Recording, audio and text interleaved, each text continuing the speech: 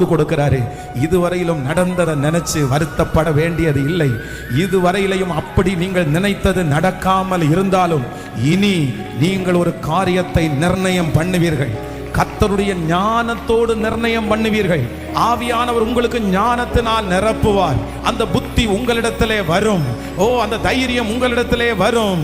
அந்த காரியத்தை குறித்து அழகாய் ஆராய்ந்து நீங்கள் ஒரு முடிவை எடுப்பீர்கள். அந்த முடிவு உங்களுடைய முடிவு மட்டுமல்ல, அது என் தேவனுடைய முடிவாய் மாறும், என் தகப்பனுடைய முடிவாய் மாறும். உங்கள் முடிவு கர்த்தருடைய முடிவாய் மாறும். அன்றைக்கு தேவன் பிரியப்படுகிறவர். கைகள் எல்லாரும் உயர்த்தி சொல்லுங்க பார்க்கலாம், இந்த வசனம் என் தலை மேல இருக்க போறதற்காய் நன்றி ஆண்டவரே.